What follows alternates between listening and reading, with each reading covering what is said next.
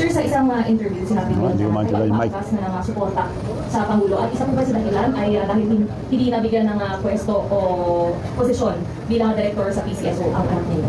Sino? Ang dahilan ba kung ba't hindi siya support ng sinibig because hindi binigyan ng pwesto yung anak ko ng PCSO? Mabuti tinanong mo yan. Nung magkatapos ang eleksyon, ikwento ko na lang paano naging presidente itong BBM. Tinawag ako ni Senator Amy Marcos, Manong Chavit, can you help us for the re-election of Bongbong? Dahil dinaya lang, sabi niya.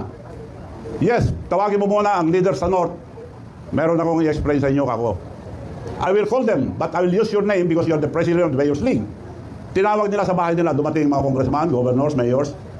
Sabi ni Senator Amy, thank you for coming so we can start the early campaign of Bongbong for Vice President. Dahil dinaya siya, sabi niya. But Manong Chavit sa plan, Manong, can you please tell us your plan? Okay ako. Alam natin lahat, napakalakas ni Sara ngayon, walang kalaban. Now, gusto mo Vice President, mag-campaign na tayo maaga. Mag-file ka ng Vice President, marami kang mga kalaban dyan. Kung si Sara, kung sa President, wala ka rin laban at the time.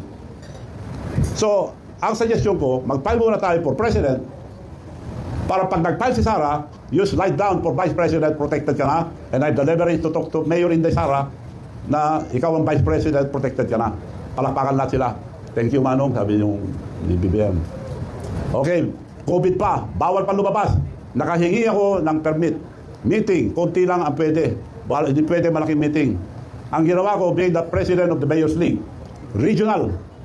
Kaya humingi ako muna ang pamanhin at patawad sa mga mayors na kinausap ko na nakumbinsi. Dahil parang nabudol tayo. Alam mo, sabi ni BBM, Manong, ang swerte ko, ikaw ang presidente ng Mayor's League.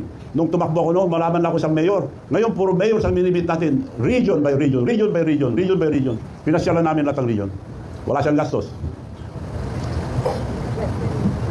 So yun, ang totoong nangyari. Hindi nila mapagkailayan, ang daming tao sa meeting. So, sir, may tampo po kayo kay Pangulo? Ano no? Ang ayaw ko lang na ginawa niya, alam nyo, hindi ko inintindi ba insultong ginawa sa akin. Nagpunta kami sa Japan, bago labas lang. Sa presidential table, binention niya lahat. Si Sandro, Dad, Manong Chavit is here. Ginanon niya, oh. Hindi niya ako pinansin. Ang mga overseas workers, bastos naman ang presidente niya, sabi nila. Oh, nagtampo ba ako? Hindi. Ayaw siya sabi mo na pinapasok ko sa PCSO. Director lang. Dahil chairman ng PCSO yung kapatid ko noon. Anak niya yon, director lang. Oo, ang dami naman yan eh. Sabi naman ni Special Assistant to the President, Nagdameo, sigurado na yan, Manong. Sinabi ng Presidente, sigurado na yan. Isa-isa may na-appoint na director, umiiyak yung bata. Sigurado na yan, pag nakita, puro sigurado. Tapos, di na sumasagot, yung sekretary niya. Nagkita kami, yung sekretary niya, tiyapan na yung mata. Wala naman tinupad. Nagalit ba ako? Hindi. Director lang. Ang laki na itulong ko sa kanya, hindi siya presidente, kundi dahil sa akin. Ba't ako galit? Ba't ako naiinis sa kanya ngayon? Nung pinalis natin ang mga bases dito sa Pilipinas, it was approved by the Senate. Pagpunta niya sa States, pinabalik niya lahat, dinagdagan pa. At para tayong dinadala sa kumunoy. Alam niya na magkakagera ang China and Taiwan. Sabi ng China, we never invaded any country but Taiwan, we have to get it because it's ours. Binigyan sila ng 5 years. Ang Amerika, wag, laban tayo. Huwag kayo bumayag, laban tayo.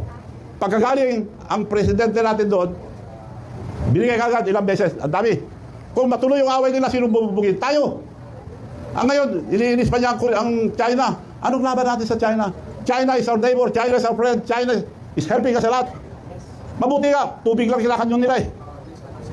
May karapatan din sila doon dahil ang dami nagre-claim, hindi lang tayo. Vietnam at ibang country. It should be diplomatic. Kausapin niya lang, sosyo na lang tayo dyan. She should stay neutral. As a leader, he should stay neutral. Bakit kumampi agad? Di pinapahamak tayo, naghahabol pa. Mali yun.